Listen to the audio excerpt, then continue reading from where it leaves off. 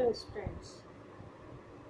हरिवंश राय बच्चन जी की कविता आत्म परिचय और दिन जल्दी जल्दी ढलता है को पढ़ने और समझने के बाद अब इसके प्रश्न उत्तर समझते हैं। पहला प्रश्न आता है, कविता एक ओर जग जीवन का भार लिए घूमने की बात करती है और दूसरी ओर मैं कभी न जग का ध्यान किया करता हूँ। विपरीत से लगते इन कथनों का क्या आशय है? यहाँ पर हमें बताना है कि कवि एक ओर तो ये कहते हैं कि वह इस जग का भार लेकर घूमते हैं, अर्थात इस संसार के सारे लोगों की जिम्मेदारी उन्होंने अपने ऊपर ले रखी है। वे उनके खुशियों से खुश होते हैं, उनके दुखों से दुखी होते हैं। वहीं दूसरी ओर वे यह भी कहते हैं कि मैं कभी न जग का ध्यान किया करता हूँ, अर्थात ये संसार क्या कर रहा है, क्या कह रहा है, उस बात पर मैं कभी ध्यान नहीं देता हूँ। तो ये जो दोनों बातें हैं ये विपरीत सी लगती हैं। इनका आशय क्या है, अर्थात इनके माध्यम से कवि हमें क्या बताना चाहते हैं? तो यहाँ पर जो कवि ने बताया है, तो एक और वह कह रहे हैं कि वे इस संसार के सारे लोगों की जिम्मेदारी अपने ऊपर मानते हैं।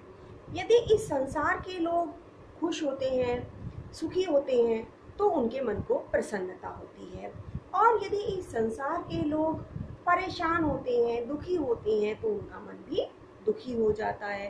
दूसरी ओर जब उनके अपने निजी जीवन की बात आती है, तब वे ये कहते हैं कि मैं कभी न जग का ध्यान किया करता हूँ, अर्थात मैं इस संसार का ध्यान ही नहीं करता कि इस संसार के लोग मेरे बारे में क्या सोचते हैं या मुझे क्या कहते हैं या मेरे प्रति उनके मन में क्या भाव है, इन बातों का मैं ध्यान ही नहीं रखता हूँ, ऐसा कवि कहते हैं। इसलिए उन्होंने इन दो विपरीत सी लगने वाली बातों को कविता में कहा है।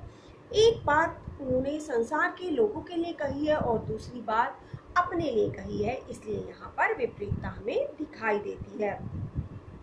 अगला प्रश्न आता है, जहाँ पर दाना रहते हैं वहीं नादान भी रहते हैं, कवि ने ऐसा क्यों कहा होगा? दाना अर्थात चालाक लोग, चतुर लोग, और नादान मूर्ख लोग, जिन्हें हम मूर्ख कहते हैं। तो कवि कहते हैं कि संसार में हर तरह के लोग होते हैं, चालाक से लोग भी होते हैं और जो बिल्कुल सीधे साधे या मूर्ख से लोग होते हैं वह भी होते हैं। तो इस बात को कहने से उनका तात्पर्य यह है कि इस संसार को जो ईश्वर ने बनाया है वो दोनों ही प्रकार के लोगों के सहयोग से बनाया, अर्थात इस संसार में जिन लोगों को उन्होंने भेजा है उसमें मूर्ख लोग भी हैं और ज्ञानवान लोग भी हैं। लेकिन इस बात को कहने से उनका अर्थ बनता है कि जो लोग अपने आप को वास्तव में ज्ञानी मानते हैं या ज्ञानी कहते हैं, सही तौर पर देखा जाए तो वे ही सबसे बड़े मूर्ख होते हैं, वे ही सबसे बड़े अज्ञानी होते हैं। क्यों? क्योंकि वे अपने आप को सबसे बड़ा ज्ञानवान मानते हैं। अगला आता है, मैं और जग और कहाँ का नाता। पंक्ति में और शब्द की विशेषता बताइए। इस पंक्ति में और शब्द का प्रयोग 3 बार हुआ है, मैं और जग और। तो कहते हैं कि जो यहाँ पर और है वो 3 बार आया है, इस कारण, और अलग अलग अर्थ में आया है, इस कारण यहाँ पर यमक अलंकार हमें देखने को मिलता है। पहले और का अर्थ है, पहला है मैं और, अर्थात इस संसार के लोगों का स्वभाव जैसा है या जैसे संसार के लोग हैं मैं उनसे अलग प्रकार का। जग और, संसार और, अर्थात संसार अलग प्रकार का है। पहले और से वो बताते हैं कि मैं संसार के लोगों के स्वभाव से विपरीत स्वभाव वाला हूँ। जग और वाले और में वो बताते हैं कि ये संसार किसी और ही या अर्थात किसी अलग प्रकार का है। तीसरा और उन्होंने योजक के रूप में प्रयोग किया है, जो मैं और जग और को जोड़ रहा है, अर्थात वो इसका योजक है। तो तीनों अर्थ और का अर्थ अलग अलग है और अलग अलग अर्थ होने के कारण यहाँ पर यमक अलंकार का प्रयोग है, या ये कह सकते हैं कि और शब्द में यमक अलंकार है। अगला प्रश्न आता है, शीतल वाणी में आग होने से क्या अभिप्राय है? शीतल वाणी अर्थात वो वाणी जो बिल्कुल नर्म कोमल हो, जिसमें शीतलता मिलती हो, जिसको सुनने से व्यक्ति की दूसरे व्यक्ति का मन शांत सा हो जाता हो, उसे ठंडक से मिलती हो। तो कहते हैं लेकिन कवि की वाणी शीतल तो है लेकिन उसमें आग भरी हुई है। और ऐसा कहने से यह अभिप्राय है, कवि कहते हैं कि मेरी वाणी भले ही देखने में शीतल लगे या सुनने में शीतल लगे, लेकिन यदि उस पर विचार किया जाए, उसे देखा जाए, तो पता चलेगा कि उसमें आग जैसे जोशीले विचार भरे हुए हैं। मेरी वाणी बहुत जोशीली है, दिखने में मेरी वाणी शीतल है लेकिन उसमें जोश से भरे हुए या जोशीले विचार भरे हुए हैं। कवि जोश में भी होश नहीं खोते, यह उनकी विशेषता है।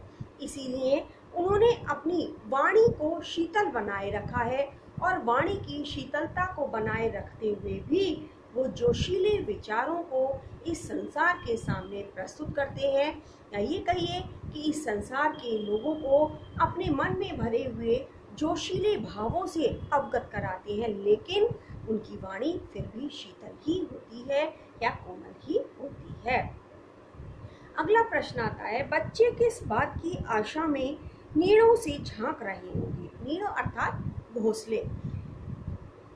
कविता दिन जल्दी जल्दी ढलता है में कवि ने हमें बताया है कि प्रातः काल जब चिड़िए अपने बच्चों को घोंसलों में छोड़कर दाना चुगने के लिए या भोजन इकट्ठा करने के लिए उड़ जाती हैं, पूरा दिन वह दाना चुगती रहती हैं, दाना इकट्ठा करती हैं, और जब शाम होती है तब उन्हें यह ध्यान आता है कि सुबह से वो घर से अपने घोंसले से निकली हुई है और उनके बच्चे वहाँ पर अकेले हैं। कहीं ऐसा ना हो कि उनके बच्चों को कोई परेशानी हो, कोई संकट आ गया हो, या उनके बच्चे उन्हें याद करके या उनके आने में देरी होने से परेशान हो रहे हो, वो उन्हें ढूंढ रहे हो, और इसी उम्मीद से या ये देखने के लिए कि उनके माता पिता आए या नहीं या कितनी देर में आने वाले हैं, कहीं ऐसा ना हो कि वो घोंसलों से झांक झांक कर देख रहे हो और अपने माता पिता की प्रतीक्षा कर रहे हो। घोंसलों से झांकने के कारण कहीं ऐसा ना हो जाए कि कोई अनहोनी हो जाए, उनके बच्चे नीचे न गिर जाएं या कोई अन्य पक्षी आकर उन्हें किसी प्रकार की हानि न पहुंचा दे। जब यह विचार उन चिड़ियों के मन में आता है तो उन चिड़ियों की जो गति है वह तीव्र हो जाती है, वह तीव्र गति से अपने घर के लिए या अपने घोंसलों के लिए उड़ने लगती हैं, पंखों में तेजी भर लेती हैं। इसीलिए कवि ने कहा है कि बच्चे इसी बात की आशा में नीड़ों से झांक रहे हैं कि उनके माता पिता आने वाले हैं या अब तक क्यों नहीं आए।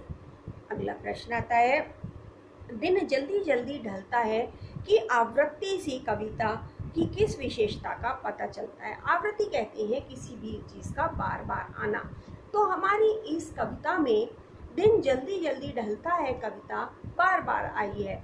जब कवि ने चिड़ियों के बारे में बताया तब भी यह पंक्ति आती है कि दिन जल्दी जल्दी ढलता है। जब कवि ने पंथी के बारे में बताया तब भी यह पंक्ति आती है कि दिन जल्दी जल्दी ढलता है। और जब कवि स्वयं अपनी बात करते हैं तब भी यह पंक्ति आती है कि दिन जल्दी जल्दी ढलता है। तो यह पंक्ति कविता में एक से अधिक बार आई है और उसी अर्थ में आई है। तो उसके आना आखिर ऐसा क्या है जो कवि ने इस पंक्ति का बार बार प्रयोग किया है, या ये कहिए कि इस पंक्ति के माध्यम से वो हमें क्या बताना चाहते हैं। तो ये पंक्ति जो है दिन जल्दी जल्दी ढलता है कविता में बार बार आई है और इसके माध्यम से कवि हमें बताना चाहते हैं कि जीवन रुकता नहीं है, चलता रहता है। समय बहुत जल्दी जल्दी बीत जाता है। समय किसी की प्रतीक्षा नहीं करता कि कोई अपना कार्य पूरा करेगा या नहीं, या उसका कार्य पूरा हुआ या नहीं, उसे पूरा कार्य पूरा किया या नहीं, बल्कि समय बीतता जाता है और अपनी ही गति से वह आगे बढ़ता रहता है। उसी प्रकार मनुष्य का, इसी प्रकार सभी का जीवन भी है कि जो जीवन चलता रहता है वह किसी के लिए रुकता नहीं है, सबकी किसी की प्रतीक्षा नहीं करता और समय निरंतर गतिमान रहता है, समय निरंतर चलायमान रहता है। ऐसा बताने का कवि ने हमें प्रयास किया है। और इसके माध्यम से वह हमें यह भी बताना चाहते हैं कि हमें अपने जीवन में अपने लक्ष्यों को समय रहते प्राप्त करने के लिए कोशिश करनी चाहिए और उन्हें प्राप्त भी करने के लिए हमें तत्पर रहना चाहिए। क्योंकि समय किसी की प्रतीक्षा नहीं करता, अर्थात दिन जल्दी जल्दी ढलता है, जीवन शीघ्रता से बढ़ता जाता है और एक दिन समाप्त हो जाता है। इसलिए हमें समय रहते ही अपने कार्यों को या अपनी जिम्मेदारियों को पूरा कर लेना चाहिए और उसके लिए हमें किसी की प्रतीक्षा नहीं करनी चाहिए। तो यहीं पर छात्रों हमारे इस कविता के प्रश्न उत्तर समाप्त होते हैं। धन्यवाद।